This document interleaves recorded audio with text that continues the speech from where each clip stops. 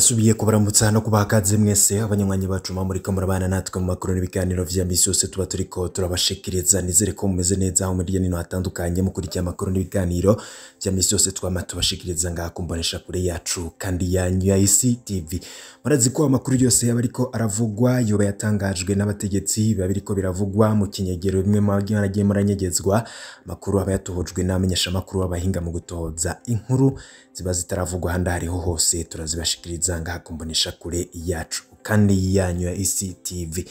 Hari amakuru amaze imisi aravugwa cane ngo ko Innocent Museremu uyo akaba ariwe atwara iperereza mu gihugu hagati ngo yoba apfunzwe, akaba apfungiwe mu gihugu c'Ubirigi. Nyuma yaho havuzwe ko ngo atari mu gihugu kandi ngo bakaba baravuye mu gihugu mu buryo bunyuranyije n'amategeko. Hanabagiye bavuga ko ngo yoba yarafatiwe ku kibuga c'indege ndetse ngo hariko harakurikiranwa idosiye yiwe ngo kuko ngo yagendeye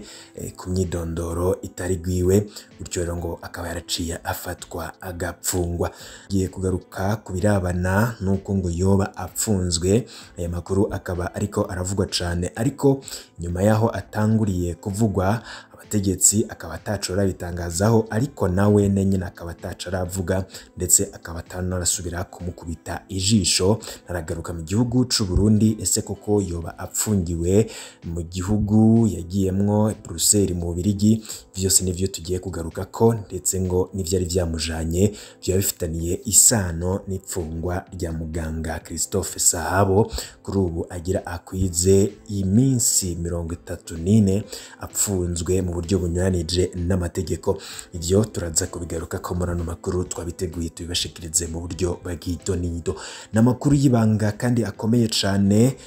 Vyose turagenda tubibashikiriza, turabe nabo bavuga ko apfunzwe ivyemezo batanga, tuze no kuraba ayandi makuru yose avugwa kuri ivyo bintu. Turaza no kumviriza abakurikiranira hafi ipfungwa rya muganga Christophe Sahabo ndetse nabihweza ivy'amategeko ico bavuga ku kuntu Christophe Sahabo apfunzwe. Mwo vyose babiteguye muri ano makuru muraza kubikurikira mu buryo buramvuye. Nimba utarafyonda kuri sabone wabanza ugafyonda ko kugira igihe cose dushize ko amakuru rajuma mambere bashikirwa nayo, n'amakuru mamwe atohorejwe n'umurwa wamenyesha makuru bakorera irya nina. Amakuru baraturungikira maze nejo nkayatunganya nkayagushikiriza mu buryo bw'idonido. Amakuru yose atanamwe dusize mu nyuma, yose turayabashikiriza mukagenda mumenya ibigenda biravugwa. Ino nkuru imaze imisi iriko irahanahanwa, abanywanyi bacu batari bake bakaba baratubajije bati none ivyayo makuru avugwa kuri Innocent Museremu yoba ariyo,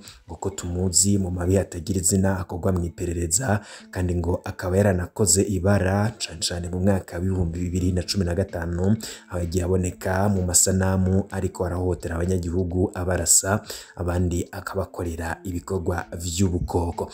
Abo banywanyi bacu bakaba rero badusavye ko twogira ico tuvuze kuri ayo makuru yatangajwe, ndetse na twebwe tukaba twarondeye irya nino kugira tumenye ico bacinyegeje inyuma y'ayo makuru, nimba koko Innocent Museremu yoba apfunzwe. Ariko ngo akaba atari we wenyene kuko hari n'abandi bari bajanye muri ico gihugu, tugiye kubigaruka ko vyose tubibashikirize. Vyatanguye hatangazwa inkuru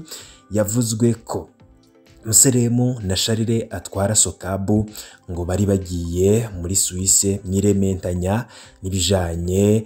n'uwahoze arongoye ibitaro Kira Hospital, n'ubu ngo bakaba bapfungiwe mu gihugu c'Ubirigi, no kuvuga Charire ndetse na Innocent Museremu wakapfungiwe mu gihugu c'Ubirigi i Bruxelles. Amakuru kandi yatangajwe akavuga ko impamvu yatumye bapfungwa ngo nuko bubahutse bagafata indege bakoresheje za pasiporo zanditse ku mazina zitanditse ku mazina yabo. Ubwo butumwa bukabandanya buvuga ko ivyo vyamenyekaniye ku kibuga c'indege co mu Birigi, ngo ko bariko barakoresha pasiporo zitarizo zitanditse ku mazina yabo. Ubu butumwa bw'ibanga bwatangajwe buvuga nyene ku ipfungwa rya Museremu Innocent n'uyo Charire atwara Sokabu, bikaba byarahananwe cane ariko abantu bakibaza ukuri koba ari ukuhe vyoba ari vyo ese kuko buba bapfunzwe ese ko twabonye amafoto ya Innocent Museremu imbere y'umuduga mwiza cane uzimvye ari mu gihugu c'amahanga ubu vyoba bigeze hehe nkuko rero twabandanije kubikurikiranira hafi kugira tumenye icuba cinyegeje inyuma y'ivyo bintu ambasaderi w'u Burundi muri Belgique ngakaba yaciye yihutira kuja kubatora kuri aeroport ku kibuga c'indege nyene kugira abajane kubanyegeza iwe ngo mukurindira ko ico kibazo kiva mu nzira ayo makuru akaba avuga ko nyuma yo kubona ko bariko barakora ayo manyanga ngo uyo ambasaderi yaciye aja kubanyegeza iwe n'ubu rero ngivyo biracanyegeje nta makuru aratangwa canke ngo ashigwe ahabona bavuge ko Innocent Museremu yoba apfunzwe ivyo rero bamwe bakabivuga ko ari ibara ngo ryabo barongozi bakomoka mu mugambwe CNDD-FDD ubusharire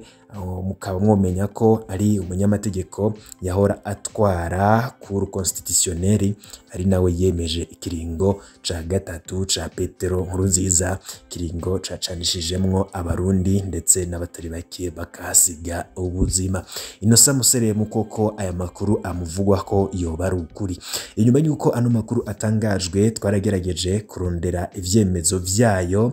turakurikirana ku bari mu Bubiligi batubwira ko atagakuru ka Museremu bafise gusa icizwi neza nuko Innocent Museremu avuye mu gihugu c'u Burundi ndetse ngo akaba ivyamujanye navyo bitarashizwe ahabona aya makuru nubwo yatangajwe yabandanije kugirwa ibanga nta muntu numwe aragira ico yavuze ko ntahura yabeshuza canke ngo ayemeze gusa biravugwa kandi bugi biba biriko biravugwa biba bifise imvo n'imvano Innocent Museremu ari hehe yoba apfunzwe gusa ikizwi co nuko atari mu gihugu aba yaranagarutse yoba yaragarutse mu buryo bw'ikinyegero nta wigeze amukubita ijisho ivyifungwa giwe rero ngo nayo manyanga bakoze mu kwinjira mu gihugu bidakurikije amategeko ngo vyoba ari vyo vyabakwegeye ndetse naho yoba ari gushika ubu biracyari ikinyegezwa gikomeye cane ivyo vyose nivyo kurindira tukaraba aho bizoherera gusa batari bake bagiye bavuga ko ngo ivyo ari ibinyoma vyagiye biratangazwa n'abatavuga rumwe n'ubutegetsi bwa CNDD-FDD kugira ngo bambike ibara Innocent Museremu ndetse ngo bamumaramaze ngo kuko ngo batamukunda habe na gatoyi ngo bamwipfuriza ibibi vyose abandi bati none nimba koko bariko baramubeshera kuki atigaragaza canke ngo avuge ukuri kw'ivyo bariko baravuga ico akaba ari ikibazo cama cibonekeje mu gihe hariko haravugwa amakuru y'ibihuha akwiragizwa cane ku mbuga ngurukana bumenyi ariko abategetsi bakigumira mu gacerere ntibatange umuco kuri ivyo bintu gusa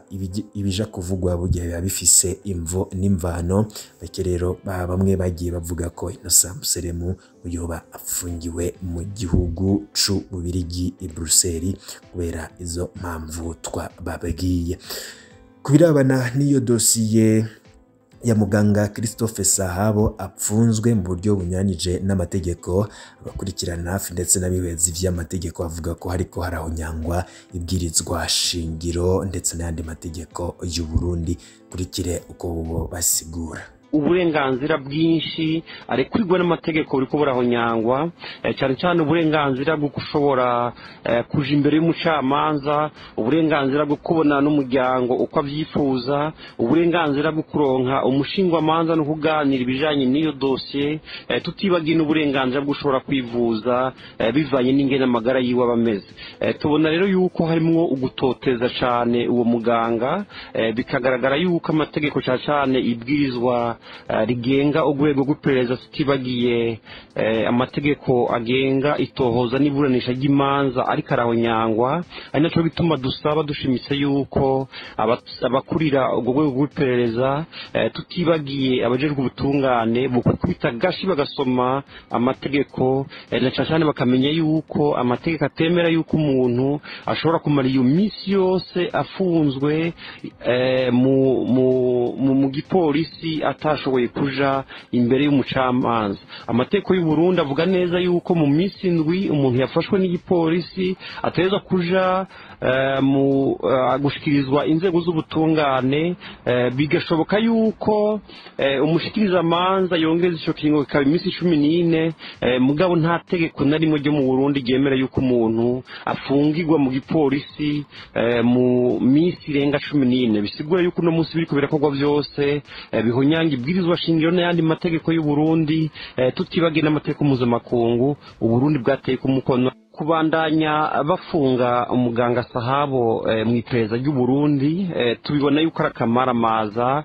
n'agatotezo kariko karakorerwa uwo muganga, bikagaragara yuko rero ubwo rwego rw'iperereza rusanzwe rukukira umukuru w'igihugu ruriko rurahonyanga amategeko ku mugaragaro. Tukaba tuzi yuko urwo rwego rwategerezwa ahubwo kwikubita agashi rukaba akarorero mu gihe umukuru w'igihugu asanzwe arutwara ku rwego rwo hejuru, yirirwa ararira avuga yuko ubutungane bukora nabi, ariko gitangaje n'ingene urwo rwego rumukukira rubandanye ariko rukora amakosa cyane mu guhunyanga amategeko. Nico bituma twabamo gusubira gusemerera dusaba yuko ako kamaramaza ko guhunyanga amategeko vyohagarara, maze uwo muganga atezwa gufatwa nk'umwere ashobore kuronka uburenganzira asanzwe arekurirwa n'amategeko. Mushingwamanza Janvier Bigirimana, amajwi ye tukaba tuyakesha bagenzi bacu bo kuri radio RPA ijwi ry'abanyagihugu. Rero namwe mu makuru yaragezwe yavuga cyane nka mu gihugu cy'u Burundi, tuza kuraje wa mbere bashikiwe n'amakuru n'ibiganiro ngene ngibitwa turiko turagushikiriza afyo ndakuri subscribe twashira ko inkuru ikagushikira mu mbere kanya naza gushikiriza n'ibindi byose biriko biravugwa barafyoze kuri subscribe aca gushikira ubwo nyene duhejeje kuyatunganya ibe byiza nivyo ndayifurije mwese.